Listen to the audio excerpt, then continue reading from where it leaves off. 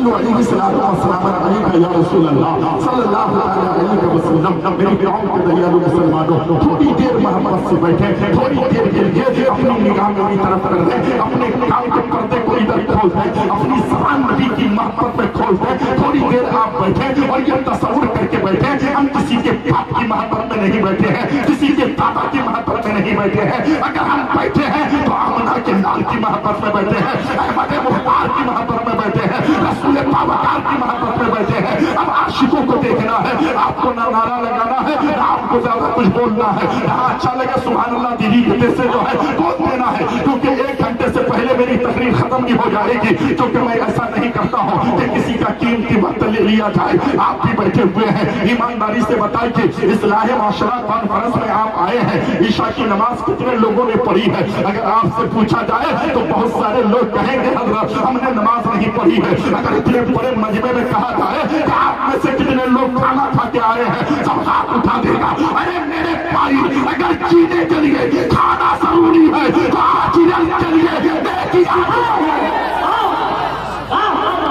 جینے کے لیے کھانا ضروری ہے، آخرت کے لیے نیکیاں ضروری ہے۔ نیکیاں قبر میں بچاتی ہے، حشر میں بھی کام آتی ہے۔ قرآن کریم میں خالق کائنات ارشاد فرماتا ہے یا ایھا الذین آمنوا قوا انفسکم واہلکم نارا، اے ایمان والو اس جہنم کی آگ سے اپنے آپ کو بچاؤ۔ ذرا غور سے دیکھیے گا کہ آپ اپنے آپ کو جہنم کی آگ سے بچا رہے ہیں، آخرت کی تیاریاں کر رہے ہیں، آخرت کی فکر کر رہے ہیں؟ نہیں، ہر آدمی چوب میں ہے، ہر آدمی مستی میں ہے، ہر آدمی مگن ہے، ہر آدمی سوچتا ہے یہی دنیا سب کچھ ہے، یہی دنیا سب کچھ ہے۔ دیکھا جائے ظہر کی نماز کیوں چھوڑ دی؟ کہا رہے مجھے دنیا چاہیے۔ عصر کیوں چھوڑ دی؟ مارکیٹ میں گیا تھا۔ مغرب کیوں چھوڑ دی؟ آیا نہیں تھا۔ عشاء کیوں چھوڑ دی؟ سو گیا تھا۔ فجر میں کیوں نہیں اٹھا؟ آنکھ کھلی ہی نہیں ہے۔ میری قوم کے دیالو مسلمانوں، آج ایک بھائی دوسرے بھائی کو دکھ دیتا ہے، ایک بہو ساس کو دکھ دیتی ہے، ایک نوجوان دوسرے کو درد دیتا ہے۔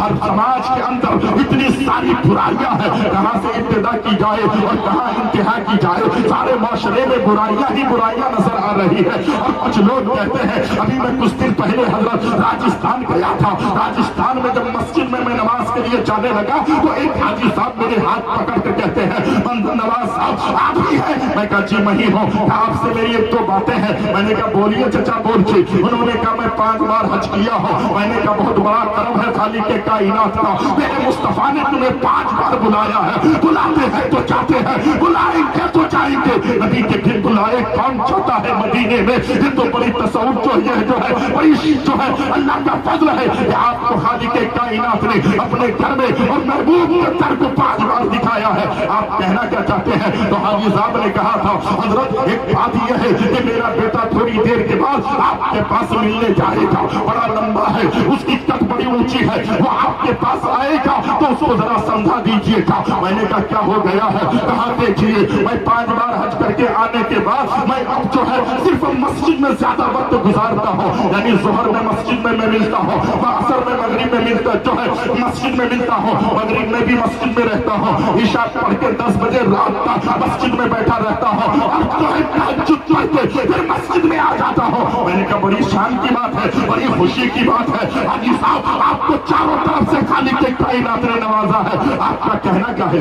آپ کی وجہ کیا ہے؟ آپ کیا پوچھنا چاہتے ہیں؟ انہوں نے کہا حضرت بات اتنی سی ہے، جب میرا بیٹا آئے نا تو میرے بیٹے کے ہاتھ پکڑ کر کے یہ کہا ایک عالم دین تیرا ہاتھ پکڑا ہے، اے بھائی میرے باپ کے نام کو بدنام مت کرنا۔ میں نے کہا حاجی صاحب کر کیا رہا ہے؟ کہ میرا بیٹا جوان ہے، 5 بار میں حج کر چکا ہوں، لیکن میرا بیٹا جو ہے شراب بھی پیتا ہے، میرا بیٹا جوا بھی کھیلتا ہے، میرا بیٹا سٹا بھی کھیلتا ہے، میرا بیٹا زنا بھی کرتا ہے، میرا بیٹا سود بھی کھاتا ہے۔ میں نے کہا حاجی صاحب آپ حاجی صاحب ہیں اور آپ کا بیٹا کبابی ہے، آپ حاجی صاحب ہیں، آپ کا بیٹا گنہگار ہے، وجہ کیا ہے؟ حاجی صاحب ایک بات بتائیے تو انہوں نے کہا کیا ہو گیا؟ میں نے کہا حاجی صاحب سچ بتائیے آپ کا بیٹا آپ کا وفادار نہیں؟ حضور یہی تو کہنا چاہتا ہوں۔ میں نے کہا آپ کا बेटा अपनी बात नहीं मानता। कहा हुजूर यही तो कहना चाहता हूँ। मैंने कहा हाजी साहब ईमानदारी से बताइएगा, आपका बेटा जो है ये बेटा आपका नाफरमान है। हुजूर यही बात है, इसीलिए उसको जो है आप कुछ बताएं,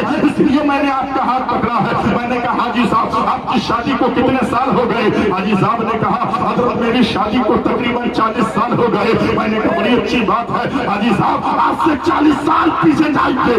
क्या वजह है? मैंने कहा पीछे जाएंगे और पीछे से पिछली जिंदगी को दोहराएंगे और अपनी माथे पर अपनी निगाहों में उन सारी चीजों को लेकर आएंगे। क्या कहना है? मैंने कहा जब आपकी शादी हुई थी उस टाइम भी आप नेकोकार थे, आपकी जब शादी हुई थी उस टाइम भी आप नमाजी थे, जब आपकी शादी हुई थी उस टाइम भी इबादत करते थे, जब आपकी शादी हुई थी उस टाइम भी हलाल खाते थे। उसकी आंखों में आंसू आ गए। मंजर नवाज साहब बात इतनी सी है कि जिस वक्त मैंने शादी की थी उस टाइम में जो है बहुत बड़ा लुटेरा था, बहुत बड़ा चोर था। मैंने कहा जो पहला निवाला शादी करके ले जाने के बाद अपनी बीवी को खिलाया था वो हलाल था या हराम था?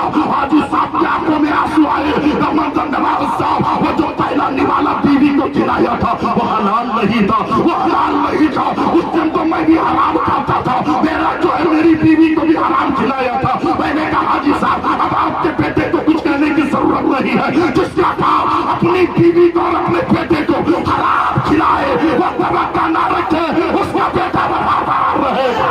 अगर चाहते हो कि तुम्हारा बेटा वफादार रहे हमेशा हलाल खाते रहो, अपनी औलाद को हलाल खिलाओ।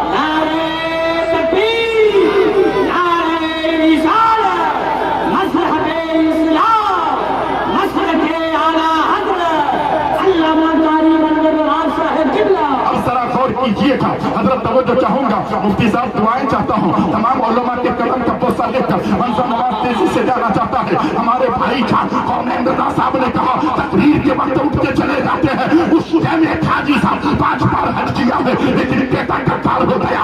आज तो हमारे माशरे में शादी के वक्त जो है जिसके घर में शादियां होती है अब उसके घर में देखिए 5 लाख पहले देना है, 4 व्हीलर गाड़ी देनी है, नहीं तो अपाची देनी है, उसके पास फिर उसका सारा सामान देना है, पलंग भी देना है, गोदरेज देनी है, अलमारी देनी है, सारी चीजें देनी है। सारी चीजें देने के बाद बीवी कहती है मेरे शोहर अरे इतने मेहमान आएंगे, वो कहते 26 स्कॉर्पियो आएगी मेरी बारात में। मैंने कहा नादा तुम्हें समझ में नहीं आ रही है। उसकी बीवी कहती है मेरे शोहर अगर किसी का खाना कैसा भी हो बारातियों का अच्छा खाना होना चाहिए। अब बारातियों के लिए उसका शोहर कहता है बीवी जितना पैसा था खत्म हो गया, लोगों से जो है उधार लेकर आए वो भी खत्म हो गया, अब तो जेब में पैसा है नहीं, अब क्या किया जाए? तो बीवी कहती है जाइए ना प्रधान साहब से कहिए, कम से कम मेंबर साहब से कहिए, मुखिया साहब से कहिए और कम से कम 1 लाख रुपया आपको उधार दे दे। वो गया और जैसे ही जाकर कहा मुखिया साहब 1 लाख रुपए मुझे उधार दीजिए, सारा इंतजाम हो गया है, सिर्फ बारातियों का इंतजाम नहीं हुआ है। और पेट भरू लोगों से मेरी गुजारिश है एक टिफिन में सिर्फ अंडा मिले तो उसको रुसवा किया जाता है, उसको सलीम किया जाता है। तो खाने के लिए पैदा नहीं हुआ है, अल्लाह ने तुझे पैदा किया है, जिन्नात को पैदा किया है तो सिर्फ और सिर्फ खुदा की इबादत के लिए। एक अंडा ना मिले तो शिकायत करते हो, हाँ टिफिन में एक ना मिले तो उससे रुसवा करते हो, सिर्फ खाने के लिए पैदा किए गए हो। नहीं, ये आसमान का शामियाना कभी कहता है कि मैं तेरे ऊपर से हट जाऊंगी क्योंकि शामियाने को पता है मैं तेरे लिए हूं। ये जमीन का फर्श है, उसमें आप गड्ढा खोदते हैं, जमीन कहती है क्यों खोद रहे हो? बोलिए ना भाई, हाँ जिस भी से मिट्टी उठाते हो जमीन कभी कहती है नहीं, जमीन को पता है मैं इंसान के लिए हूँ।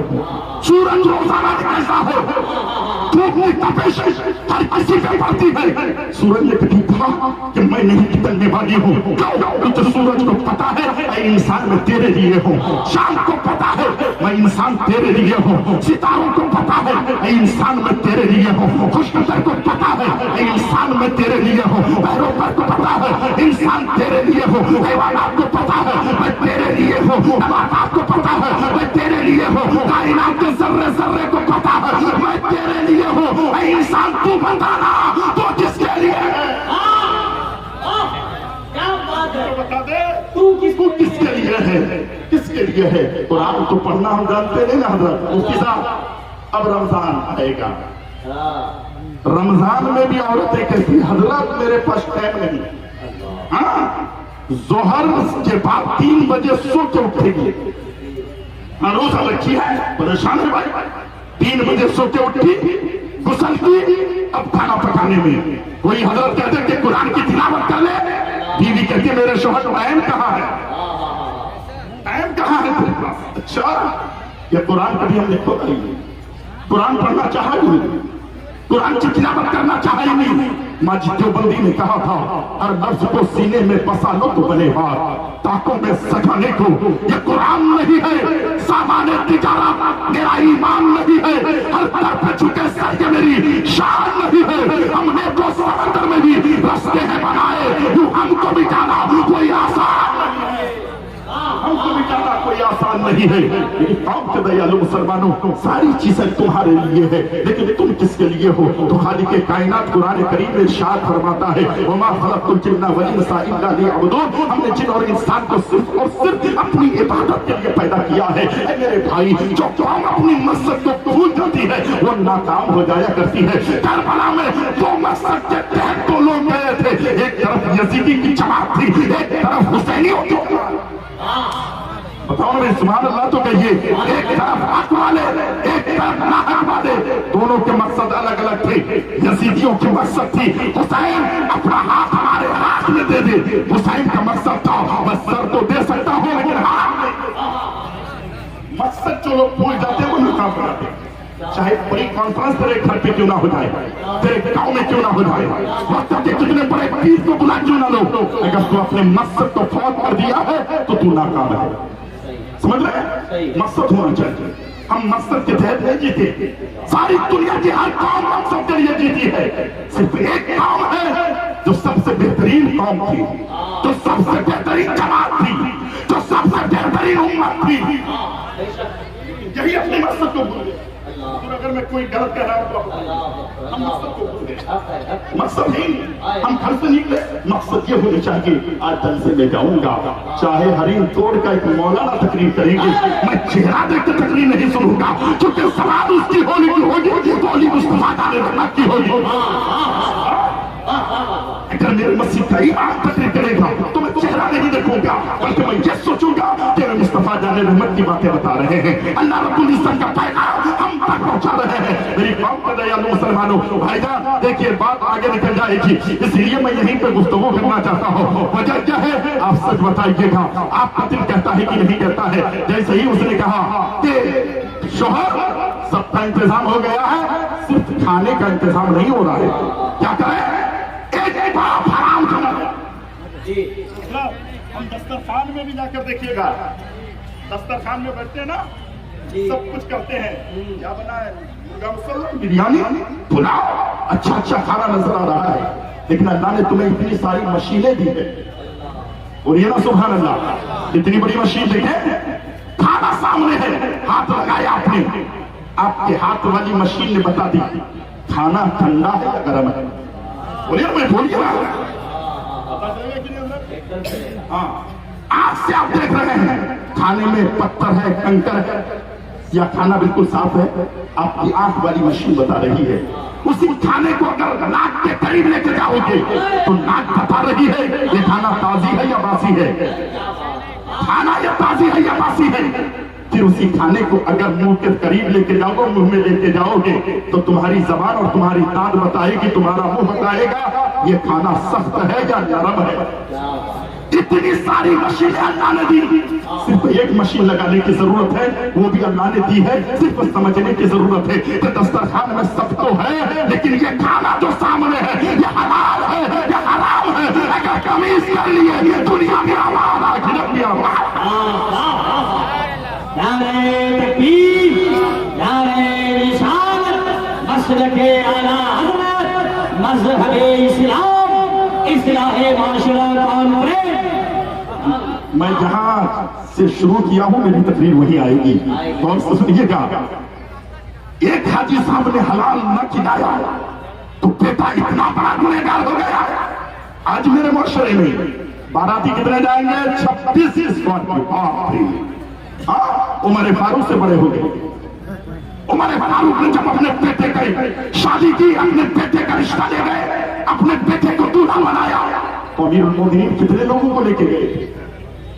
22 लाख अमीरों का मालिक, लेकिन वो उमर फारूक ने तरजीह से नहीं दी। आज हम तरजीह उसकी बेटी को देते हैं जिसकी बेटी फटाफट इंग्लिश बोलती है, तरजीह उसकी बेटी को देते हैं जिसकी बेटी संगमरमर के मकान में रहती है, तरजीह उसे देते हैं जिसकी बेटियां दिन भर गेम खेलने में मसरूफ रहती है। हम उसकी बेटी को तरजीह देते हैं जो दीन से दूरी बनाए हुई है, लेकिन हमारे फारूक रात की तारीकी में जा रहे हैं। माँ बेटी से बात हो रही है, माँ ने कहा बेटी उड़ जाओ और दूध में पानी मिलाती, तो बेटी कहती है माँ अगर उमर ने देख लिया